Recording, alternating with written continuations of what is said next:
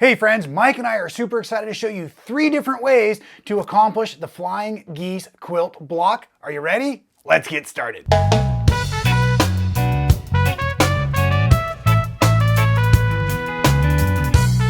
And that's right, everybody. Welcome back to Making It Fun. We're doing another Patchwork Basics installment. I am your host, Rob Appell from Michael Miller Fabrics. Super excited to be here. We are working on 3 different ways to make flying geese. One of the very simple staples of many quilt designs, quilt blocks. You see me use it around here a lot. And basically, it's just an extension of something we've done many a times here before, and that is the half square triangle. But as you see on the display, part of what we do is put them in a row. Sometimes that's kind of fun, so it looks like geese flying through the air. But also what we like to do, you can see it's kind of a rectangle or 2 half square triangles put together. There's several different ways to tackle this goose, or pluck this goose, we'll call it for the rest of the day. That just sounds good in my head, I'm sorry. So I'm going to walk you through some of the basics. I'll comment a little bit on accuracy and precision and those kinds of things while I'm warming up my iron. And just take it real simple, real slow. We're not going to spend a bunch of time. We're just going to learn the basic simple constructions 3 different ways for these flying geese. Of course, we are using the beautiful basics from Michael Miller Fabrics, as we often do here at Making It Fun. The Michael Miller Marble, one of my long-time favorites, comes in a great variety of colors. And I was inspired because a while back we were doing this really fun block of the month, and I was using some batiks, and I was using some of the basics, and I was using these were leftover squares. And I promised I'd use them, and I'm using them and using them, and this is one of the things we love to do. If you're brand new to quilting, we love to use up our scraps, use up our stash. And that's why I really encourage so many people to shop in the basics, because the basics are those fabrics that just allow the rest of your theme of your quilt, the rest of your main design prints to really come to life. So basics are things like the solids, the micro prints like a garden pin dot or a cocoa. Textures, we've got a new one coming out called Fresco, just launched April 4th, which is awesome, which was just a few weeks back. So anyways, I know I'm getting all distracted talking about fabric and beautiful stuff, which is partially hopefully why you're here. So let's dive back into the tutorial. Creating a flying goose, the first one here today, will look like this. And I'm going to point out, if you can't see real close, there's already a seam down the middle. I've done half square triangles before, probably ad nauseum at this point, so we're not going to talk about how we got there. We're just going to start with these 2 half square triangles that are trimmed down to 3 inches square so that we can put them together. And I'm going to use this as my neutral or my background fabric. The prints will be the Michael Miller Marble today. So I'm going to flip this over, I'm going to line this up with my seams, and I'm going to come on over to my sewing machine, and we're going to use a 1/4 inch seam allowance. We are quilting, by the way. Little start up there, running down the edge. And then the simple part of this is we're just going to come on over to the ironing board, and I'm just going to press now to one side.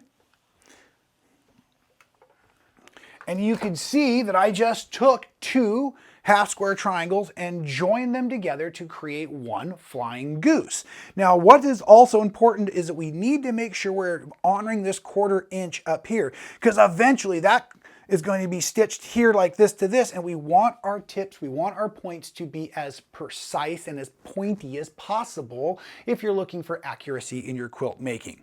So the first way to make a flying goose is start with, like I said, your 2 half square triangles, sew them together, and you will have a seam in the middle. And that's not a big problem with our wonderful jet black solid, but it would be possibly a problem if you were using a print, especially a directional print, because of what that's going to start to do to the actual design.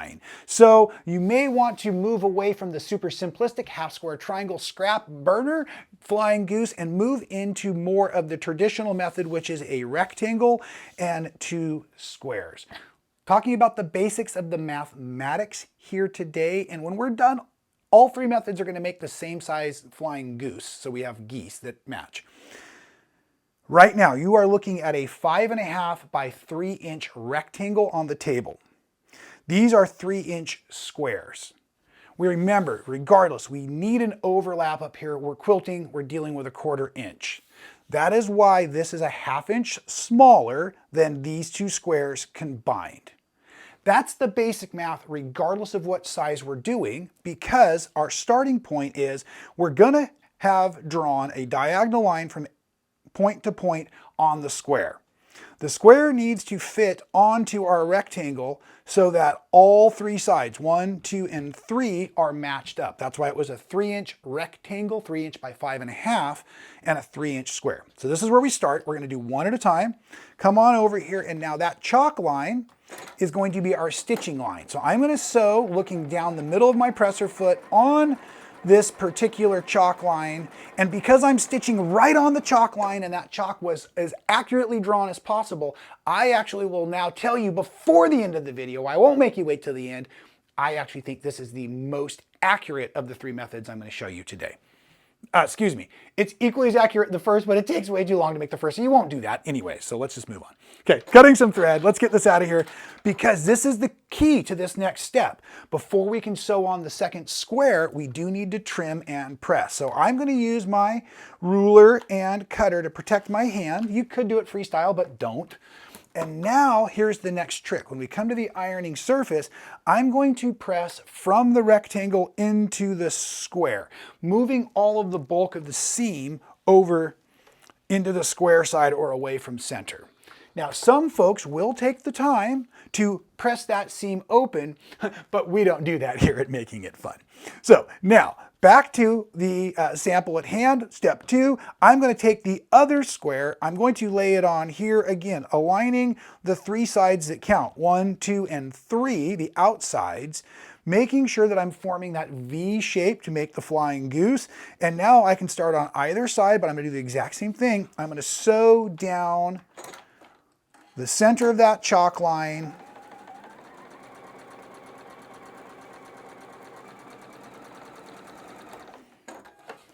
comes off the machine. I will now cut the 1/4 inch seam allowance, protecting my hands and my work. I do have more leftovers. I could take those and make those into smaller half square triangles and start the whole process over again. Again, from the rectangle into the square to yield what I'm going to call a pretty darn nice looking goose. So here we have another point. We've got our 1/4 inch honored. Remember, we just made that one together using the half square triangles. They're basically exactly the same size, okay? There's a little more flex in this due to the way it was constructed. Like I said, I feel like this is very, very accurate way of doing it, but I only yield 1 flying goose for all of those steps, and I do have waste, so I'm going to now share with you what we've deemed the magic flying geese block, or the no waste flying geese method. The math gets a little complicated, so I'll try not to overdo it. We'll see how that goes. But we are going to start this time with 1 square and 4 more smaller squares. So the square is your background fabric. The smaller squares are the print or the design fabric. Considering that we still wanted something that was going to yield at 5.5 by 3 inches wide, let's just use that 3 number. Focus on that for a minute. The square is now 6 1/4, or 2 times 3 plus the 1/4. These little squares are now 3 3/8. We've talked a lot about in other videos the mathematics of the diagonal and how to get there, but that's where that extra 1/8 is coming from. So as a reminder, we are now starting with a square larger, 6 1/4, and then these squares are 3 3/8. So technically, what is that going to be? 3/8 3/8 is 6/8, so that's 3/4 larger versus half larger when we're all done. Nonetheless, we've now marked diagonals on the back of all 4 of these, and let's start with this. Now, there's a couple of different ways to skin this or pluck this goose, right? So what we're going to eventually need to do is sew this square and then this square, using our chalk line as a guideline, sewing a 1/4 inch on either side of this marking right now. So I've seen this done with a lot of pins, but I find that to be bulky and time consuming. Remember, we're going for efficiency and 0 fabric waste in this example. So what I like to do is I just prep it. I make sure everything's good. We're going to leave these 2 aside for now. We're just looking at 2 small or print and the large background. Now, if you can safely carry this over to your sewing machine like this, I would recommend it. You may even want to put a pin in the lower square just to hold it, but I'm just going to now focus on this top square, making sure that my outside edges are lined up nicely, and I'm going to drop the presser foot, giving myself a 1/4 inch seam allowance on that first chalk line. Now the second square down here is just floating along. As I'm getting closer and closer, I'm going to now stop for a moment and recalibrate. I'm going to go ahead and line up the corners of the block, and I'm really going to make sure that that chalk line lines up really nice there, keeping a finger or a stiletto or something on that point just as the presser foot reaches it, and then bingo, we've got it, it's secured, and I'm going to continue my 1/4 inch seam allowance all the way out through the end. Cool thing about this example is we can chain piece. So I'm just going to rotate. Remember, we're being efficient in no waste, so I'm not even wasting bobbin thread or top thread. So I rotated the block 180 degrees, or to the other side for those who hate math and like quilting. I just stitched right over that top area too. Hopefully you saw that, where the two blocks or the two small squares came together. And we have now put on 2 completed squares, okay? Sewing on both sides. Now definitely use your ruler to protect your work. I'm going to go ahead and just lay that right on top of that chalk line, and we're going to cut this open. And at the moment, we now have half of our work done. Go to your ironing board and press again from your background fabric or the big square into the small squares. This again is managing that seam or the bulk of where everything's going to come together. Kind of look like that. Let me get this one for us real quick here.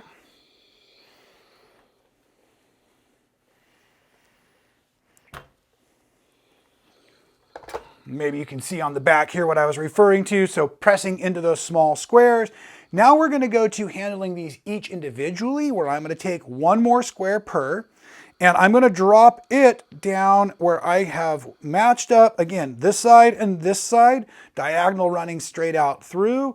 And I'm going to start on the tip versus maybe between those 2 blocks. I just like this. I don't know why. For the first one, but we're going to do the same thing. We're going to sew our 1/4 inch seam allowances on either side of our chalk line. And the reason I say this may be not as accurate is the chalk line could shift slightly, and we're sewing on both sides versus right on top of, and so there's a little bit more room for error, but we can be super efficient and chain piece this part too. So while I'm back at my design table or wall, I'm just going to once again grab this, make sure my outside edges match up, rotate it so it's facing the directions of the other ones, and go ahead and sew on one side of that 1/4 inch seam allowance as well, but make sure you don't stitch it to the first or the last set of work you were just doing. It's kind of tight in there. Right on out through. I just used the thread cutter on the machine itself. Now I do have to rotate, so I'm up at the top, but I've already secured everything. I'm going to drop that presser foot so it's a little bit past, sewing into all of the work, following that chalk line as a 1/4 inch guideline. And again, chain piecing like we started. Very, very quick and easy is this method. Pretty dang accurate as well, I will say, and it can also often be trimmed down a little if necessary. So let me show you what these look like. But before we can open up, we do need to cut them one more time. So I am going to cut on that same guide line, that chalk line.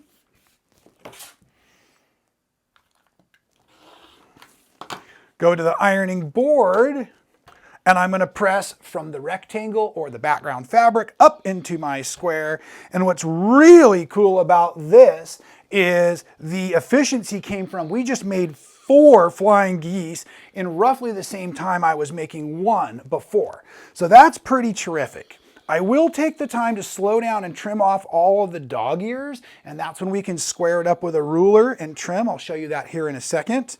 So there's a little bit of loss in efficiency there. And I will also say my eyes at this age, which I won't mention, don't love the 1/8 inch marks on the ruler. And that's one of the places I have to slow down when cutting, and it requires those 1/8 inch marks to make all the math works. So I still kind of think that the rectangle and 2 squares is my personal favorite, but nonetheless, this is another terrific way of doing it. So see this dog ear, this is probably the worst one. I can have some sort of a wave where things shifted a little bit, but if I'm just going for a 3 inch I'm going to line up over here, I'm going to trim over here, and I'm going to double check my work. My little whammy, the owie that happens in there is less than 1/8 of an inch, which means I can still secure that little messy spot with a 1/4 inch seam allowance, making this a perfectly acceptable flying goose out of the 4. Again, taking the time then to trim off the rest of these little dog ears. And I will just show you that even this one here, here's the one with the seam in the middle. Where's our one with, oh, there's the one without the seam in the middle. They're all the same size. They're all incredibly usable and functional. You could even make different design fabrics in the same quilt because all of the math still works together, and it might make it easier to do sometimes the 4x or the 2x or the half square triangles.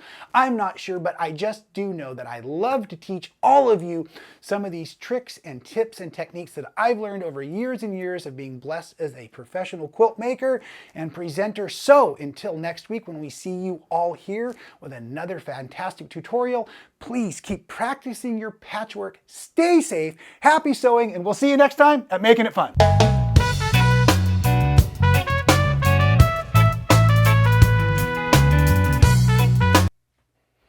Wow, you are still there. Thanks for sticking with me till the end of the video. I know, I get a little long-winded sometimes. But if you did enjoy today's video, make sure you check out a few of the other ones we've created. I think they're terrific. And of course, please subscribe to the channel. Make sure you hit the little bell to be notified. I don't want you to miss a moment of the fun. Stay safe and happy sewing.